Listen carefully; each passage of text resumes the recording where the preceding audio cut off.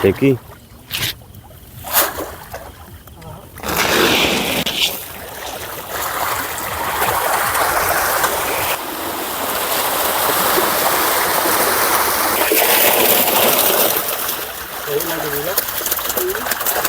कुल के गेंदा, कुल के जितना में आयल है ना, कुल यानी पकड़ पकड़ गेंदा।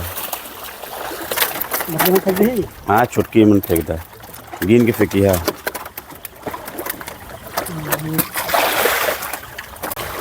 तो भैया हमारे जो नए किसान होते हैं उनको सबसे पहले तो तालाब खुदवाना चाहिए जी। उसकी तैयारी करनी चाहिए। तो तालाब का साइज फेस वगैरह क्या होना चाहिए? कि तालाब के साइज में क्या है कि उसमें कोई ऐसा हार्ड एंड फास्ट नहीं है जी। कि आपको यही चीज़ होना चाहिए। लेकिन अगर पूरब फेस का तालाब मिल जाए, हाँ पूरब पश्चिम फेस का तालाब मिल जाए तो ज़्यादा बेटर है। जी।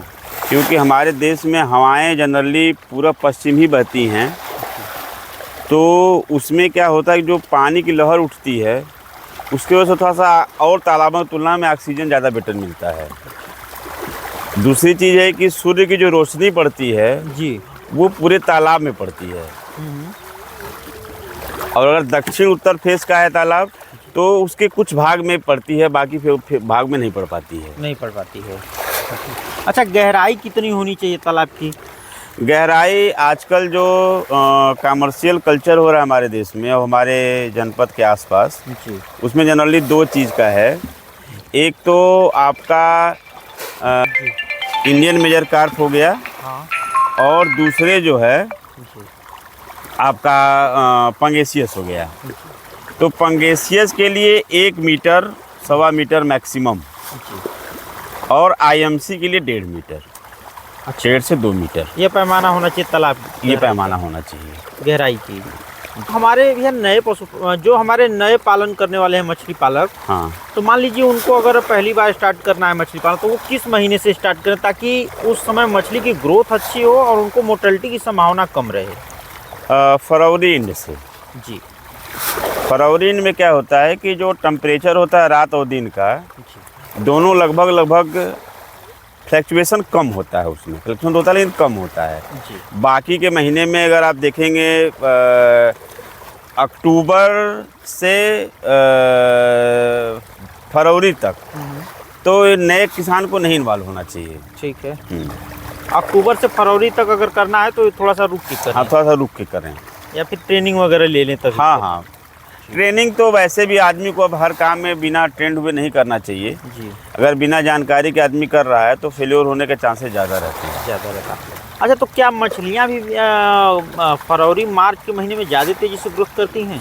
एक्चुअली फरवरी, पहली चीज़ तो है कि जब ठंड ज़्यादा पड़ेगी, इस रात का टेम्परेचर अगर 20 डिग्री के नीचे आने लगा जी। तो इनका मेटाबॉलिज्म काफ़ी छोटा हो जाता है। ठीक है। उस कंडीशन में इनकी फीडिंग कैपेसिटी कम हो जाती है और फीडिंग करने के बाद इनकी मोर्टेलिटी बढ़ जाती है।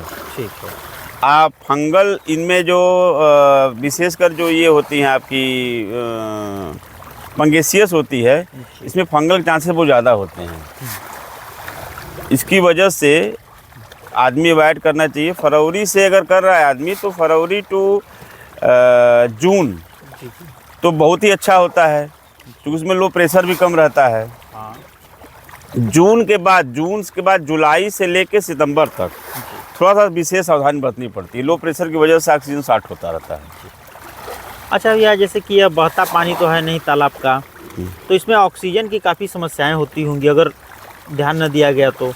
देखिए, ऑक्सीजन का मतलब ये है कि सारा कुछ निर्भर करता है आदमी के रहने पे। जी। जैसे आप अपने को महसूस कीजिए कि आपके 10 बाई 10 का कमरा है, उसमें आप अकेले सो रहे हैं, जी।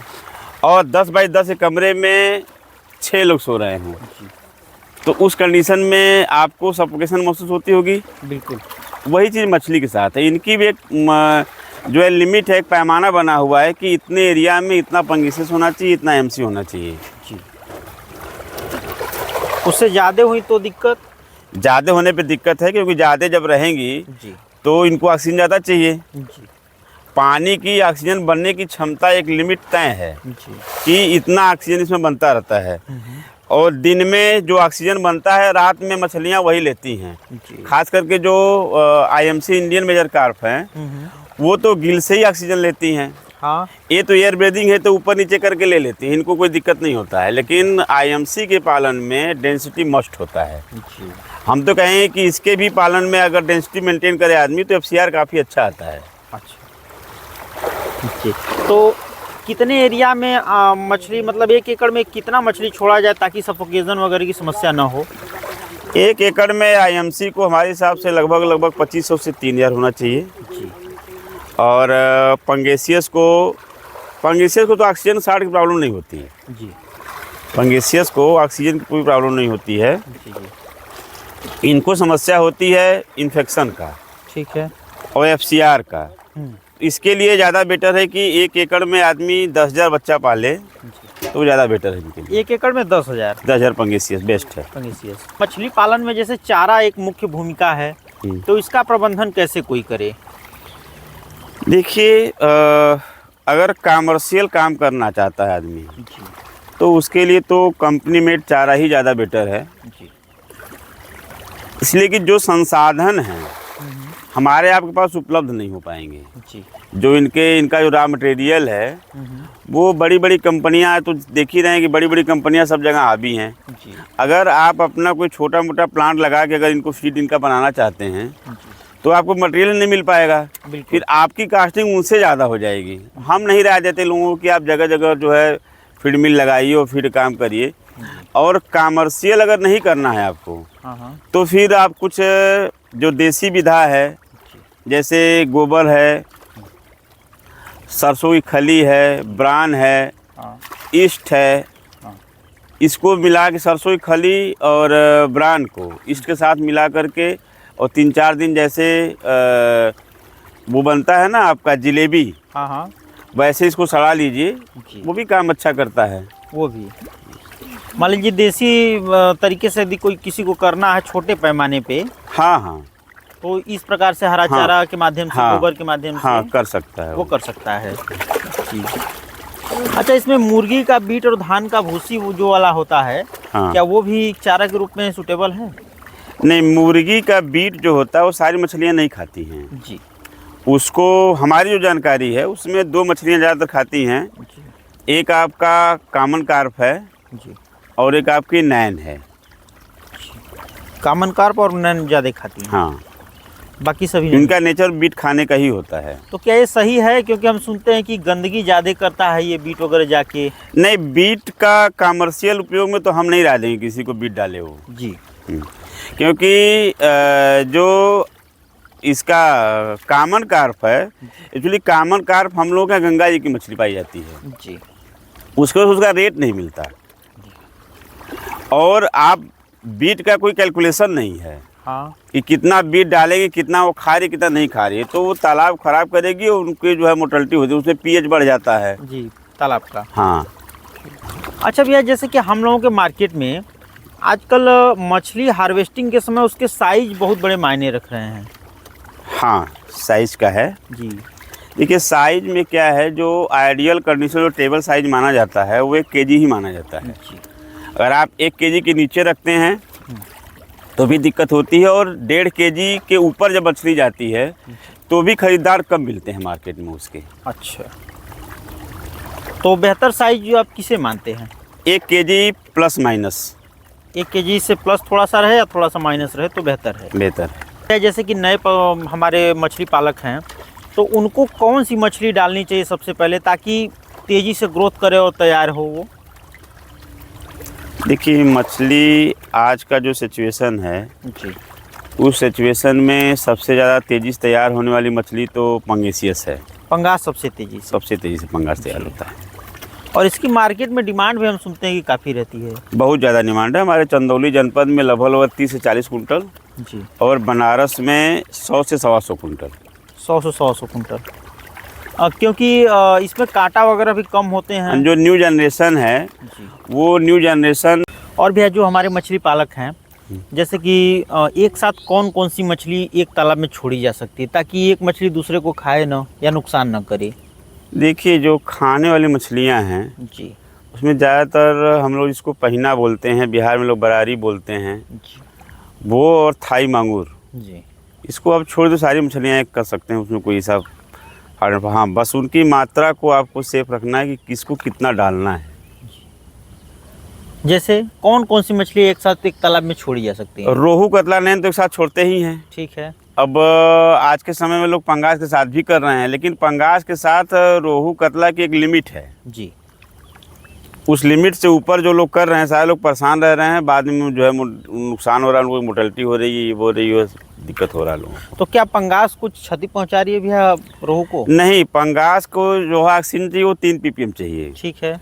उनको 7 ppm चाहिए। अच्छा, रोहू को 7 ppm चाहिए। हाँ, तो ऐसे कंडीशन में क्या होता है ना कि जब तालाब में ऑक्सीजन तो एक लिमिट में पैदा होगा ना, तो पहले ही आपको बताया कि तालाब में ऑक्सीजन एक लिमिट में पैदा होता है। जी। जैसे अभी आज का देखिए बादल मौसम है, हाँ हाँ अब आज ऑक्सीजन बहुत नॉमिनल पैदा होगा जी। तो उसी ऑक्सीजन को इनको जो भोजन चाहिए उसके अलावा इनको ऑक्सीजन भी तो चाहिए पचाने के लिए उसको, बिल्कुल बिल्कुल। वो नहीं मिल पाता है। तो पंगास क्या करती है, पंगास एयर ब्रीदिंग होती है, हाँ ये अपना ऊपर आके ऑक्सीजन ले लेगी, लेकिन वो पानी के ही ऑक्सीजन को सक करेगी ना, जी। इसकी वजह से दिक्कत है, इसलिए उसको अपने कम डालना चाहिए, उसको एक साथ बल्कि नहीं डालें तो बेहतर। ज़्यादा बेटर है जी ठीक है। 1% 2% डाल सकते हैं। जी। अच्छा भैया, अभी हम लोग बात कर रहे थे परसों या नरसों, तो एक किसान फ़ोन किए थे कि गांव का बहता पानी उनके तालाब में आता है, हाँ। जिस वजह से उनकी सारी मछलियां उलट गई, मर गई। हाँ, तो जो गांव गिराव के क्षेत्रों में है जहाँ पे पानी गांव का आता है, तो वो लोग क्या सावधानी बरतें अपने तालाब में? देखिए उनको चूना और जियोलाइट जी 2 चीज़ अगर वो परमानेंट अपने यहाँ यूज कर रहे हैं जी। तो हमको नहीं लगता है कि उनको कोई परेशानी आनी चाहिए। जो हमारे किसान 2-4 हैं ऐसे जो ग्राम सभा का तालाब है और गांव का पानी आता है, तो भाई ग्राम सभा का तालाब लिए हैं पट्टे पे, तो गांव का पानी तो रोकेंगे नहीं, क्योंकि पानी को जाने के लिए ही गड्ढा बनाया गया है। जी।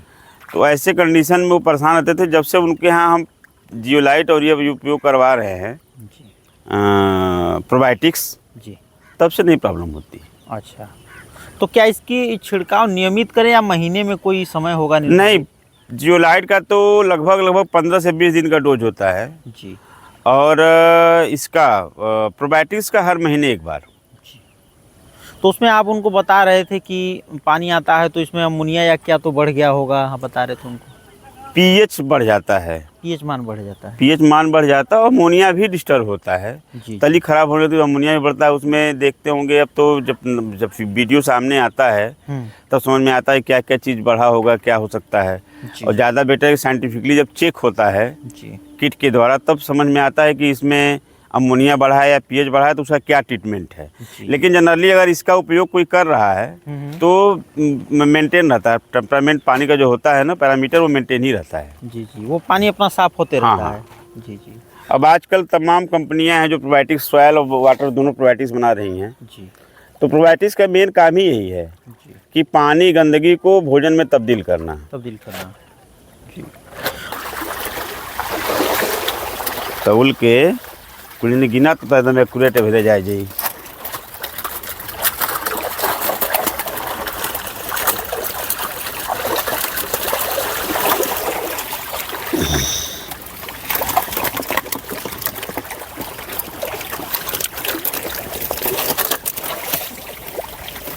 ना जरूर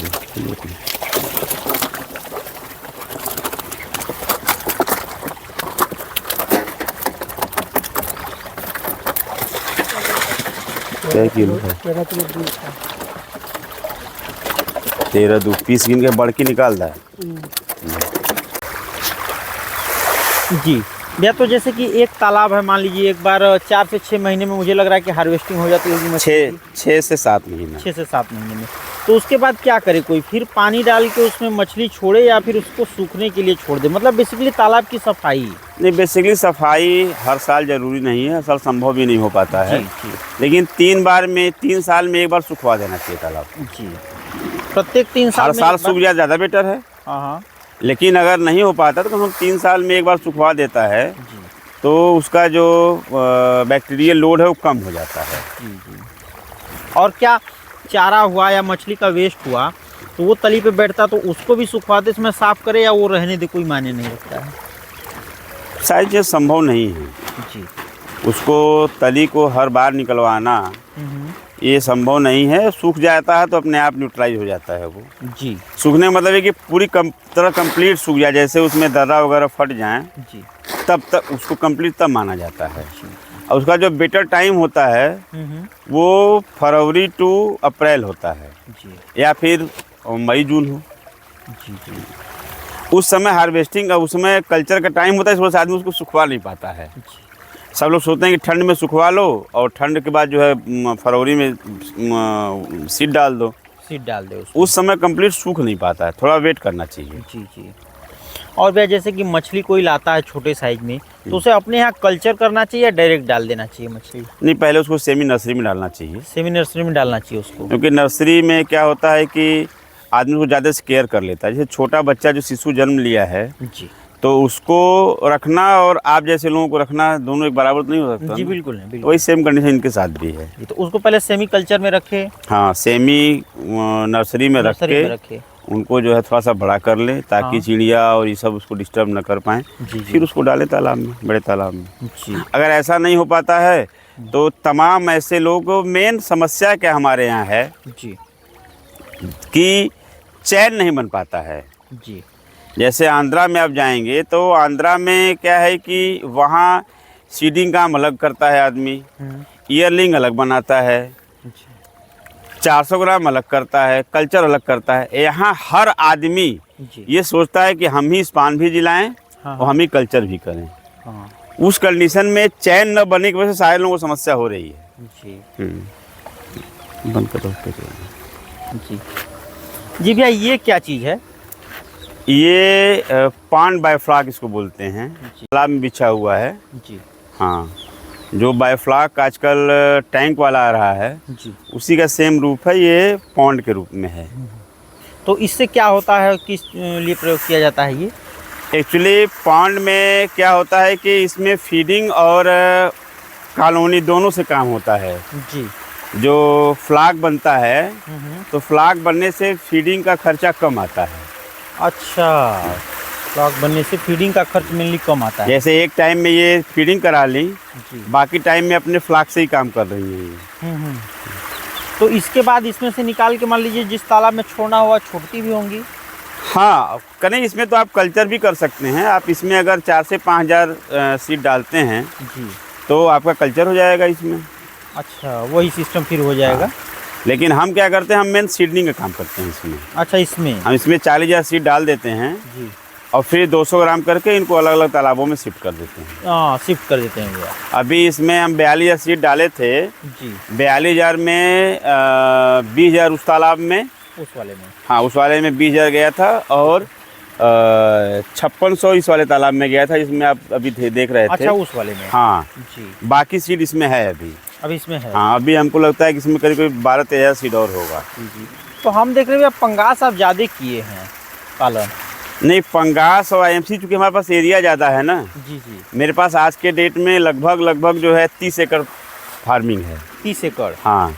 अच्छा, तो 30 एकड़ में हम 5-6 एकड़ में पंगास करते हैं, बाकी में तो हम IMC करते हैं। हाँ हाँ। जी जी। तो प्रॉफिट आपको किस में ज़्यादा होता है? दोनों का अलग अलग कैलकुलेशन है। जी पंगास का अलग कैलकुलेशन है जी। और IMC का। अगर रेट वाइज देखेंगे तो IMC में ज़्यादा प्रॉफिट है, हाँ, लेकिन वॉल्यूम वाइज देखेंगे दोनों लगभग सेम आता है। सेम ही आता है जी। हालांकि मान लीजिए मार्केट में डिमांड पंगास तो है क्या कि पंगास कम एरिया में पलता है जी और IMC ज़्यादा एरिया में पलता है। जी जी।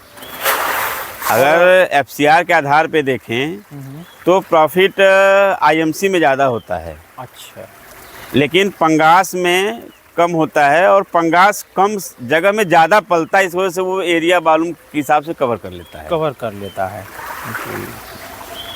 ठीक है। और भैया जैसे कि यह अपना थोड़ा सा पैडी क्षेत्र है, तो बरसात के सीजन में तो काफ़ी समस्याएं आती होंगी यहाँ पे? नहीं, वाटर लॉगिंग एरिया है, लेकिन तालाब का जो मेड़ है जी इतना हाइट पे रखा गया है कि इस पे बाढ़ का पानी कभी नहीं आता। जी। 1991 से लेके अब तक तो इधर के एरिया में नहीं आया पानी। बाढ़ नहीं आया। तो हमारे जो नए पालक हैं, जो नए मछली पालक हैं, तो वो अगर करवाते हैं, उनके अगल बगल कोई धान की खेती करता है या खेती ही होती है, तो वो क्या सावधानी रखें? देखिए, अगल बगल अगर खेती हो रही है जी, तो सबसे ज़रूरी है कि पहले तालाब की गहराई 5 से 6 फुट रखें, ठीक है। ताकि जो 5 से 6 फुट में अपना आईएमसी भी पालन हो जाएगा और पंगास भी पालन हो जाएगा, जी, और अगल बगल के किसानों का सीपेज से ज़मीन भी नहीं खराब होगी। हाँ। क्योंकि आज के डेट में हम देख रहे हैं कि बहुत से किसान जो है जी, सीपेज की वजह से अपनी ज़मीनें बेच दे रहे हैं। जी। जी, इस सीपेज में क्या होता है भैया बेसिकली? सीपेज जो से आप ओवर पानी रखेंगे, मेड़ से ऊपर, ज़मीन के लेवल से ऊपर रखेंगे, तो सीपेज करेगा तो जैसे धान के सीमा में तो कोई दिक्कत नहीं होती है। लेकिन वो गेहूँ बो दिए तो गेहूँ में क्या होता है कि जब सीपेज करेगा तो गेहूँ खराब हो जाएगा। हाँ, जब पानी लगातार उसमें लगा रहेगा जी, जी। तो गेहूँ खराब हो जाता है। अच्छा, वो गेहूँ फसल नुकसान होती है, फसल नुकसान हो जाती है बगल के लोगों का। जी, जी। तो बेसिकली इनको बारिश और गर्मी और जाड़ा, इन तीनों में से किस महीने में ज़्यादा बचाव रखने की ज़रूरत होती है मछलियों को? देखिए, अलग अलग टाइम है। ठीक है। आईएमसी का जुलाई, अगस्त, सितंबर, और पंगास का 15 दिसंबर से 15 जनवरी। जी, यह समय होता है इनका। 15 जनवरी का उसको जनवरी पूरा रख लीजिए। इन समय में विशेष ध्यान देने की जरूरत हाँ, होती है। विशेष ध्यान देने की जरूरत होती है। जी, जी। बाकी का बर्डिंग नेट भी लगाए हुए हैं, हम देख रहे हैं। हाँ, हाँ।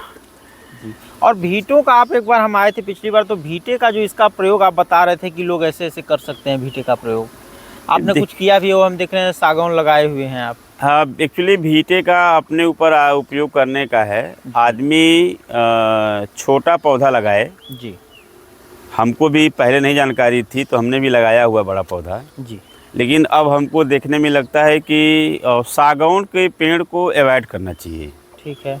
सागौन के पत्ते बड़े होते हैं और इनके पत्ते का जब झड़न शुरू होता है तो पानी में गिरने से पानी काफ़ी ख़राब होने लगता है। जी, छोटे पौधे लगाएं, अगर जिनको तालाब का काम करना है वो अमरूद लगाएं, कोरोना लगाएं, छोटे फूल की खेती कर लें। जी। इस समय फूल खेती बहुत अच्छी चल रही है। हाँ, हाँ। हमारे यहाँ जब से बाबा विश्वनाथ का जो है नया कॉरिडोर बना है, जी, हम लोग कई टन फूल हमारे बनारस में यूज हो रहा है इस समय। बिल्कुल। जी। तो आदमी चाहे तो उस भीटे पे फूल की खेती करके गुलाब का हो गया, गेंदा का हो गया, हाँ। ये सब खेती करके भी अच्छा कमा सकता है पैसा। बेहतर पैसा कमा सकता है। और भी हम देख रहे हैं प्रधानमंत्री मत्स्य संपदा योजना, ये क्या चीज़ है? एक्चुअली जब से माननीय प्रधानमंत्री मोदी जी आए हैं, जी। तब से ये 2020 से प्रधानमंत्री मत्स्य संपदा योजना के नाम से, जो पहले नीली क्रांति के नाम से थी, जी, जी। तो नीली क्रांति के बजट को चेंज करके बढ़ाया गया। जी। और बढ़ाने के बाद जो है उसको प्रधानमंत्री मत्स्य संपदा योजना के तौर पे लागू किया गया, जो कि काफ़ी सराहनीय है। जी। उसकी जितनी भी सराहना किया जाए कम है। वो कम है। वो मत्स्य उद्योग, उसको मत्स्य को एक उद्योग दे दिया जी, उस योजना ने। जी। तो इसके अंतर्गत क्या होता है? लोन वगैरह भी सैंक्शन होता है? नहीं, विभाग से लोन तो आपके ऊपर है कि जो आप को 40% या 60% जो पूंजी लगाना है, जी, उसको आप अपने ओन से लगाते हैं या फिर बैंक से लगाते हैं। ये विभाग से नहीं मतलब है। विभाग सब्सिडी देता है। सब्सिडी देता है। हाँ, जी, जी। मतलब आप लगा दीजिए पैसा, उसके बाद हाँ, आप जब कंप्लीट, वो चरण बाई चरण होता है, 2-3 चरणों में पैसा मिलता है। जी। पहले चरण में आपको 40% मिलेगा, जी, जो सब्सिडी अमाउंट है। हाँ, हाँ। फिर 40% मिलेगा, फिर लास्ट में 20% मिलेगा। 20% ऐसे। और इसमें जैसे कि पानी के लिए मोटर वगैरह और बिजली की समस्याएं काफ़ी होती रहती हैं अपने क्षेत्रों में। हाँ, तो बिजली की समस्या भी बड़ा अच्छा क्वेश्चन उठाए। जी। एक्चुअली जो तालाब का कनेक्शन होता है जी। वो कमर्शियल में होता था अभी तक। बीच में SFAC की मीटिंग थी, उसमें हम लोग प्रस्ताव रखे कि इसको अगर या तो इसको एग्रीकल्चर में माना जाए, जी, और गवर्नमेंट अगर इसको एग्रीकल्चर में मान रही है तो बिजली कनेक्शन भी एग्रीकल्चर में ही होना चाहिए, नहीं कमर्शियल होना चाहिए। हाँ। शायद संभवतः शासन से कुछ ऐसा योगी जी के द्वारा आया हुआ है, अभी हम लोग बस कापी तो नहीं आई है, लेकिन ऐसा कुछ आया है कि इसको कमर्शियल से जो है एग्रीकल्चर में कर दिया जाए ताकि रेट कम हो, हाँ रेट कम लगे, पालन करने में आसानी हो। जी ठीक है भैया, धन्यवाद, बहुत अच्छी जानकारी दी हैं आप। तो हमारे जो नए पालन करने वाले हैं मछली, तो आप उनको यदि कोई ज़रूरत हो तो सुविधा उपलब्ध करा सकते हैं? हाँ हाँ ठीक, तो एक बार अपना संपर्क नंबर बता दीजिए उनको। 9984 जी 11 6464। ठीक, ठीक है, धन्यवाद। धन्यवाद।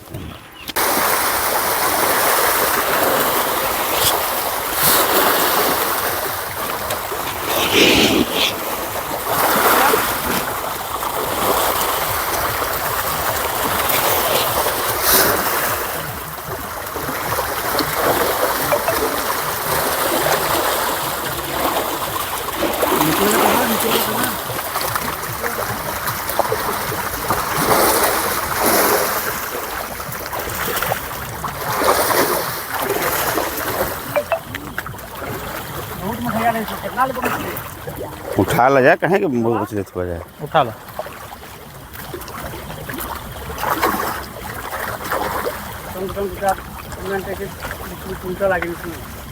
ला।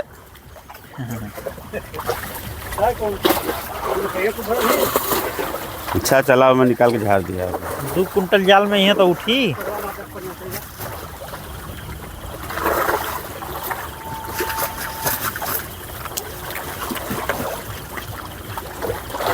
इनके जो है ना हमके दा पकड़ा दो के नहीं तो कहती मेरा मोबाइल ले लो।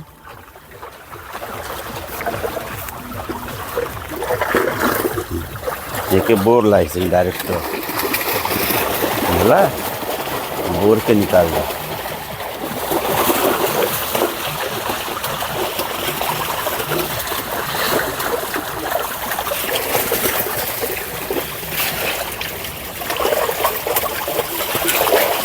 भर जाता है करेट, इतना ध्यान दिया।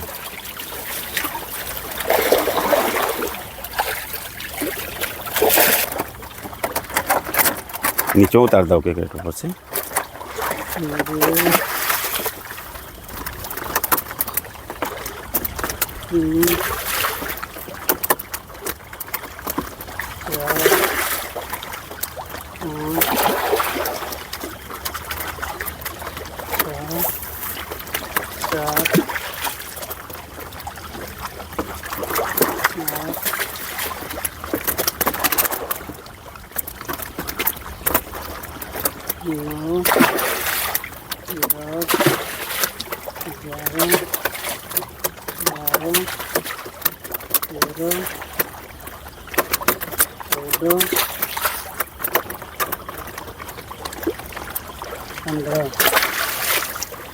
हाँ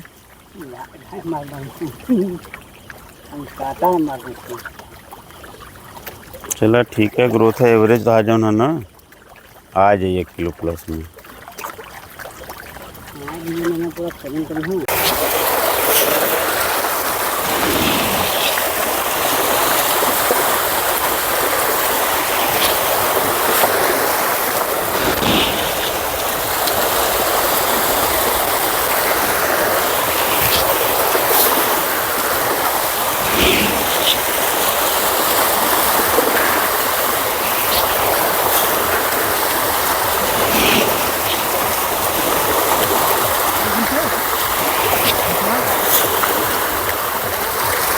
वाली वैसे ही बड़ा हुआ थोड़ा सा।